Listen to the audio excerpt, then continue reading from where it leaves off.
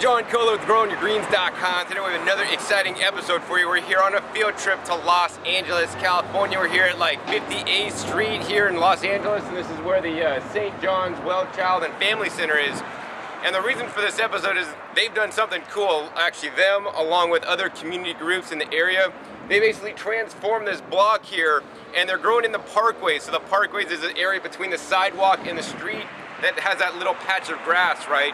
And what they did is all the houses pretty much down the street, they built a little raised bed or two raised beds so that everybody could start growing their own food. They initially put weed fabric down, built the beds out of a nice actually redwood, and filled it up with soil and planted them out. Over 100 volunteers from the community came to help do this. That was in August 2013. It's now April 2014, so I'm here to give you guys an update of what's been growing on, or what hasn't actually been growing on after the community came together to put it in, because actually they haven't come to do any kind of further maintenance or checking on it.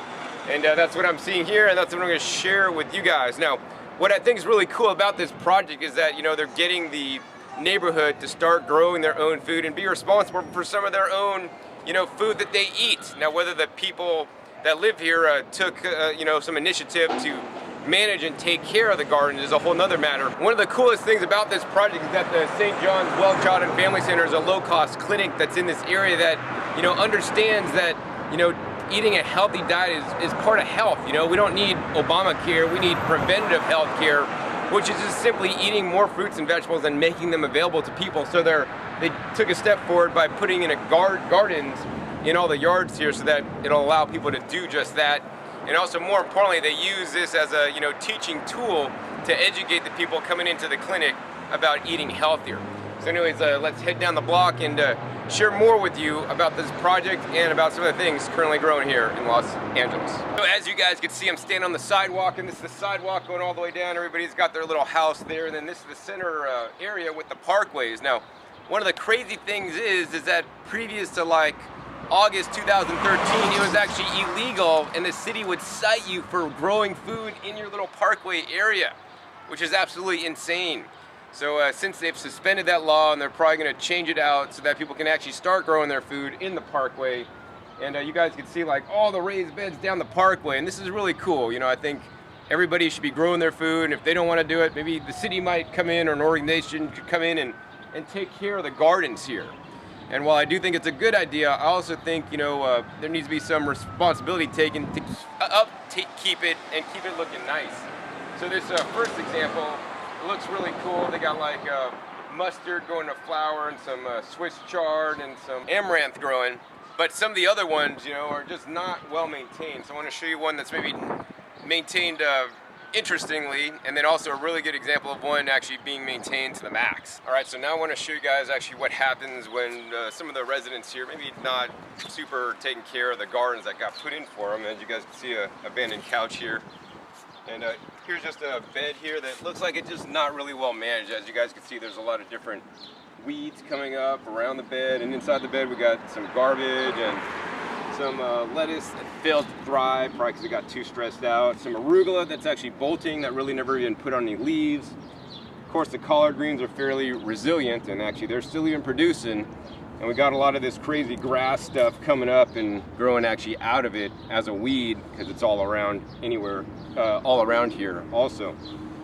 Another cool thing actually is these guys right here. This is actually tree mallow. And I'm not sure if any seeds are ready yet, but I can take some of these home and grow them. Well, that's really cool.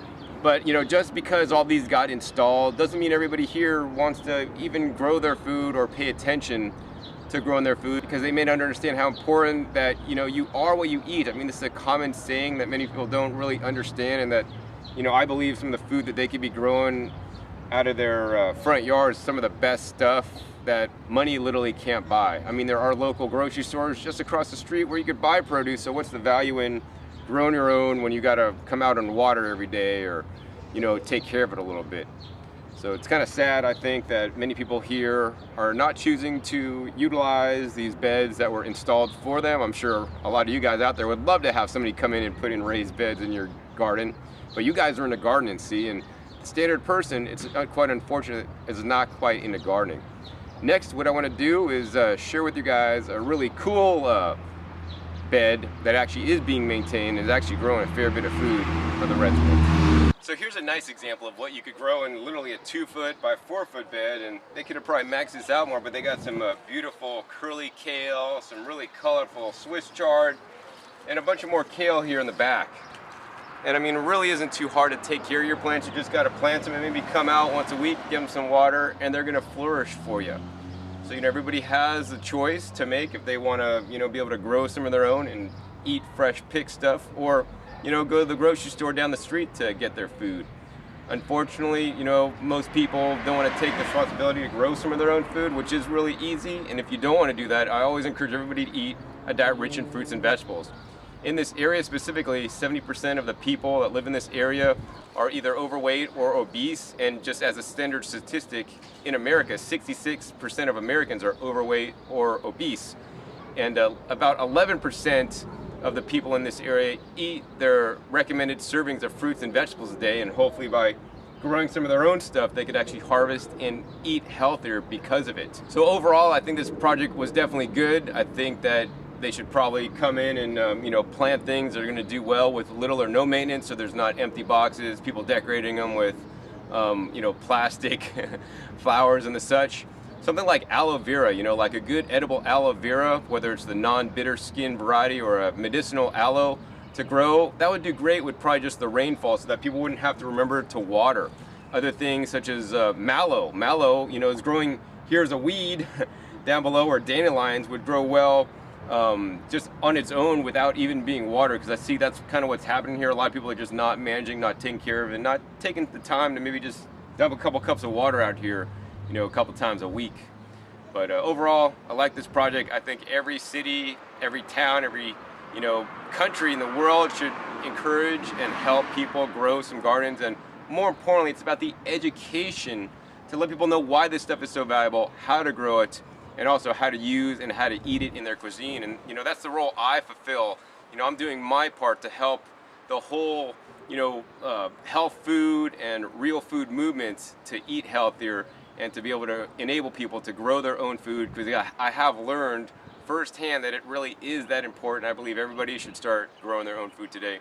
Hopefully you guys enjoyed this episode learning about this block full of raised bed gardens here in Los Angeles. Once again, my name is John Kohler with GrowingYourGreens.com. We'll see you next time, and remember, keep on growing. All right, this is John Kohler with GrowingYourGreens.com. Today we have another exciting episode for you, and today I'm in my beautiful garden. Man, I got so many greens around me. I love just